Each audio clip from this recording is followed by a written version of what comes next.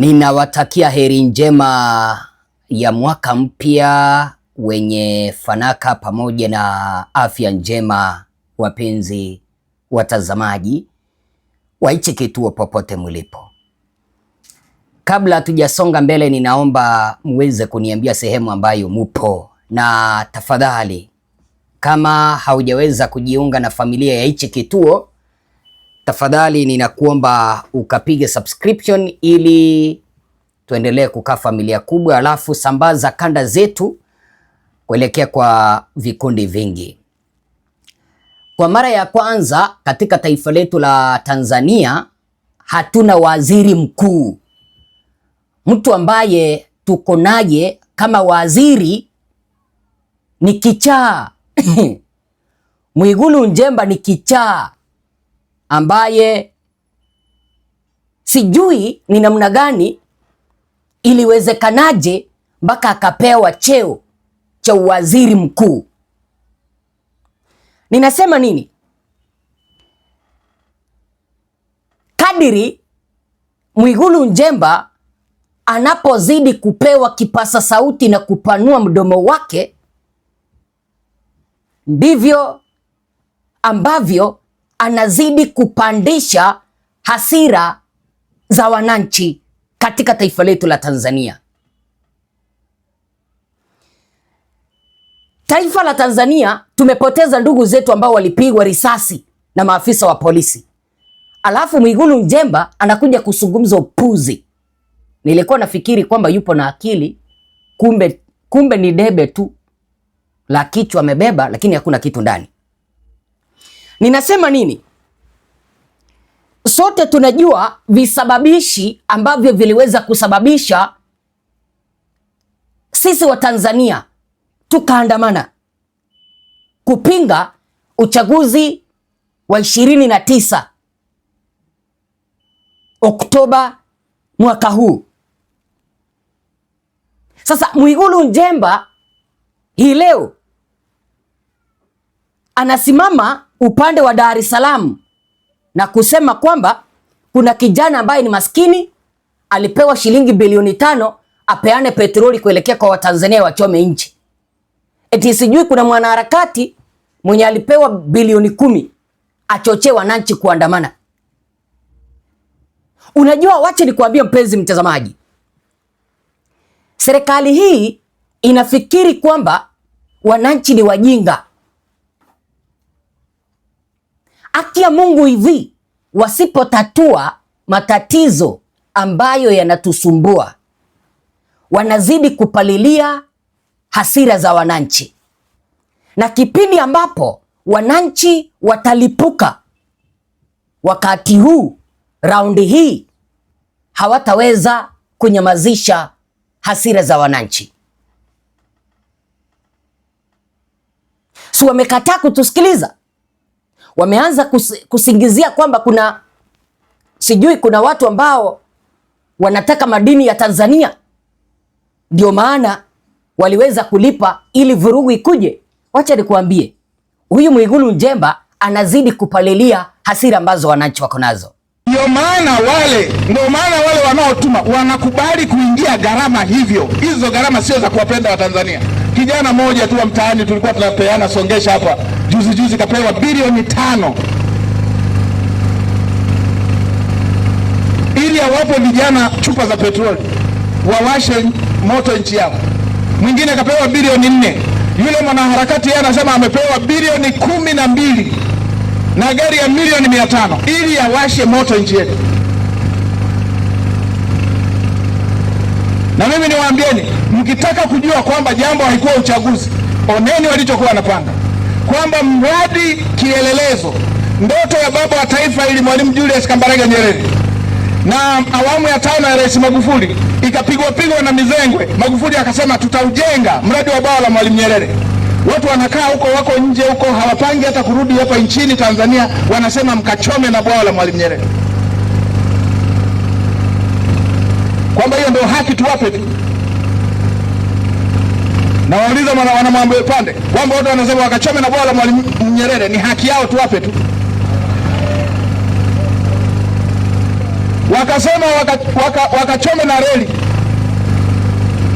Mradi wa ndoto ya baba wa taifa, na Rais Magufuli akasema ianze, na Mama Samia kwa kufunga mkanda akatumia trilioni 6.5 fedha yenu nyie wa Tanzania ikajenga bwawa lile, akatumia takriban trilioni 7 kaziweka kwenye reli, fedha yenu nyie.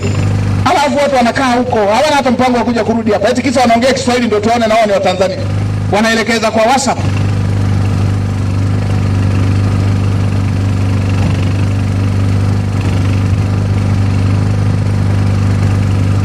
Na hivi ndivyo wanavyofanyaga wale. Nina imani umeweza kumsikiliza. Hata mtoto mdogo wa miaka miwili atakueleza kwamba Njemba anazungumza upuzi. Sasa basi, kama wako na ushahidi kuna vijana ambao walilipwa pesa kuleta vurugu Tanzania, mbona basi wakaweza kuunda tume kufanya uchunguzi? Mbona waliweza kuunda tume kama wako na ushahidi kwamba kuna mwanaharakati mwenye alipewa bilioni 10, kuna kijana mwenye alipewa bilioni 5 kuweza kupeana petroli wachome nchi? Maneno kama haya ndiyo yanaliweka taifa letu la Tanzania katika athari ambayo ikilipuka hakuna mwenye ataweza kuzuia. Wacha tu niwepe mfano. Mnaona taifa la Madagascar, mwenye rais wake aliondolewa madarakani na wanajeshi. Wananchi walikuwa wanalilia serikali, tafadhali tupe maji safi, tupe maji safi.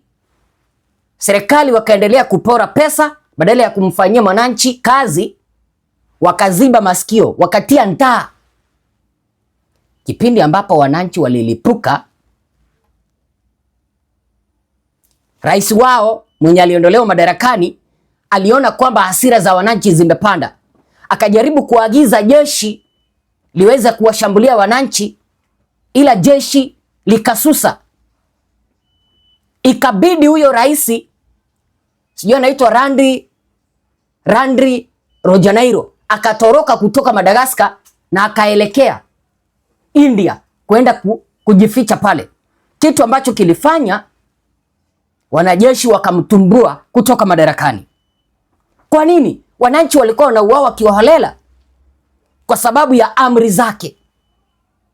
Angalia Nepal, serikali ilisusa kuwasikiliza wananchi, lakini wananchi walipolipuka, rais wao akaondolewa madarakani.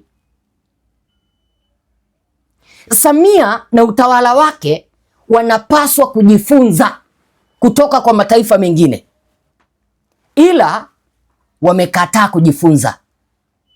Wamesema kwamba ni heri waendeleze udikteta kuliko kujifunza. Wamefanikiwa, wameiba uchaguzi. Badala ya kuwafanyia wananchi kazi, wameona ni heri waendeleze udikteta. Wacha nikuulize mpenzi mtazamaji, kama ndio wako na ushahidi pesa zilitolewa vijana wakaandamana, si wakamate wale ambao walipewa pesa basi? Si wakamate, wako na mamlaka. Si wakuja kwenye televisheni waseme wewe bwana Ezra ulipeana bilioni 10 kuelekea kwa mtu fulani aweze kuandamana. Wewe bwana Rojanairo ulipeana shilingi milioni 100 watu waandamane. Ni kipi ambacho kinawazuia? Hata kwanza naona hii tume ambayo iliweza kuundwa ambayo inaongozwa naye sijui ni Chande, hakuna matokeo ambayo yatatoka pale isipokuwa tu kusema kwamba Samia alichaguliwa kiuhalali. Wapenzi watazamaji, naomba mnikope dakika zenu chache tu naomba. Sote tunajua utekaji nyara ambao unaendelezwa Tanzania mpaka sasa hivi ndio ulichochea Watanzania wakaingia barabarani kuandamana. Angalia, akina Humphrey Polepole walitekwa nyara, hawajulikani waliko. Watu wengi wametekwa nyara, haijulikani waliko. Sasa wamefumbia macho kwamba udikteta wao wa utekaji nyara ndio uliweza kusababisha Watanzania wakaandamana. Wameanza kusema kwamba pesa zilitolewa. Yaani sijui wanatuchukulia sisi Watanzania kwamba tuko poa tu. Wanatuona sisi watoto hatuwezi tukapandwa na hasira kipindi ambapo wanatufanyia mabaya. Kuna hizi kamata ambazo zinaendelezwa na hii serikali ya Tanzania ya Samia. Mtu akipinga serikali anakujiwa usiku.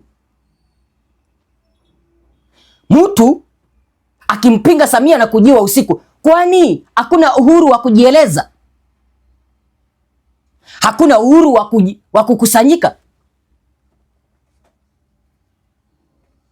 Tuulizane tu kweli, mpenzi mtazamaji. Uhuru wa kujieleza ulienda wapi? Uhuru wa kukusanyika ulienda wapi? Mambo kama haya ndiyo yamesababisha wananchi kupandwa na hasira, kupandwa na mori. Badala ya kuangalia mambo kama haya, wayafanyie kazi, waache udikteta, waache kamata, waache utekaji. Wanaendeleza utekaji, wanaendeleza kukamata wananchi. Wacha nikuambie, yakimuagika hayawezi yakazoleka. Kipindi kimoja serikali hii itaamka asubuhi wapate kwamba Watanzania wote wako barabarani na wanataka Samia aondoke kabisa. Hawataki kumwona akiwa ameketi kama rais. Jambo lingine ni serikali hii kuuza kampuni za serikali. Samia na utawala wake kuuza kampuni za serikali huku wakificha stakabadhi muhimu. Wameuza uwanja wa Kilimanjaro kuelekea Omani. Uwanja wa ndege wa Kilimanjaro wameuza kuelekea Omani. Tanzara, reli ya Tanzara wameuza kuelekea wapi unajua? China. Haya, bandari ya Bagamoyo wameuza kuelekea Saudi Arabia. Yaani wao wanachukulia tu mambo poa, eti kwamba Watanzania hawawezi wakauliza mbona serikali inauza mali yao. Mauaji. Serikali hii imefanya mauaji mengi sana. Serikali hii imefanya mauaji. Alafu unadhani kwamba wananchi watatulia? Jambo lingine, ukosefu wa ajira. Vijana wapewi kazi. Watoto wa wanasiasa wao wanapewa kazi. Unafikiri kwamba mambo kama hayo hayawezi yakachochea wananchi kupandwa na hasira alafu waingie barabarani? Basi kama kuna mtu mwenye aliweza kupeana pesa wananchi kuingia barabarani kutaka udikteta uweze kuisha Tanzania, kutaka utekaji uweze kuisha Tanzania, kutaka ukatili kuweza kuisha Tanzania, huyo ni mtu mzuri, alikuwa anasaidia Tanzania.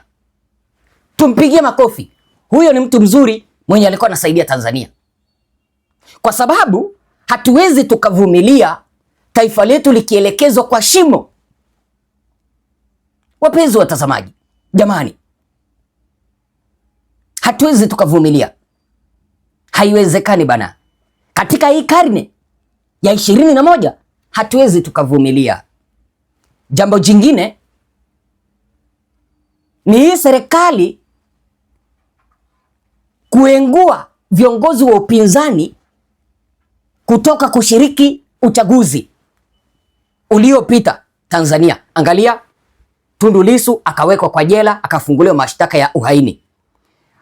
Kiongozi wa chama cha ACT Wazalendo Bwana Mpina naye akaenguliwa. Sasa unadhani kwamba mambo kama hayo hayawezi yakachochea wananchi kuandamana? Kipindi ambapo serikali inaandaa uchaguzi ambao unaegemea kwa upande mmoja. Jambo jingine, mali ya Watanganyika yanapelekwa Zanzibari kwenda kuboresha Zanzibari, kipindi ambapo mali ya Zanzibari hayaletu Tanganyika. Unafikiri mambo kama hayo yataweza kuwafanya Watanzania kutulia? Iwapo kuna mtu mwenye aliweza kutoa pesa ili tuweze kuandamana, huyo alisaidia. Wananchi wameweza kumuuliza Bwana Mwigulu Nchemba maswali mengi. Swali la kwanza, mwingine anamuuliza hivi, majina yao, kesi zao, ushahidi mbona haziko kotini? Prime Minister kuongea non fact ni kujidalilisha na kuidalilisha serikali. Yaani majina wako nayo, kwa sababu wanasema kwamba wanajua wale ambao walipeana pesa. Majina wako nayo, kesi wako nazo, ushahidi wako nao, mbona hawajaweza kupeleka kesi mahakamani? Yaani unapata kwamba waziri mkuu anaropokwa maneno bla bla bla bla bla bila mwelekeo, anadalilisha serikali. Mwingine akaweza kumwambia kwamba hapa Watanzania tumepatikana kweli, Prime Minister hatuna kabisa, hatuna waziri mkuu huyu mwenye anaropokwa bila mpango. Mwingine akasema kwamba Prime Minister wa kukaanga, kila siku anaongea tu utumbo. Aya, mwingine akauliza sasa, kama majibu yote yapo, tume iliundwa ifanye kazi gani wakati taarifa mnatoa? Hata mimi nimemuuliza vizuri. Sasa mnasema kwamba mnajua wale ambao walipeana pesa, mnajua lengo la wale ambao walipeana pesa, mbona basi mkaweza kuunda tume kufanya nini? Kuchunguza maafa Tanzania, kuchunguza uvunjifu wa amani Tanzania. Wazo lako ni lipi? Sema nasi na rejea na mengi tena zaidi. Asanteni sana.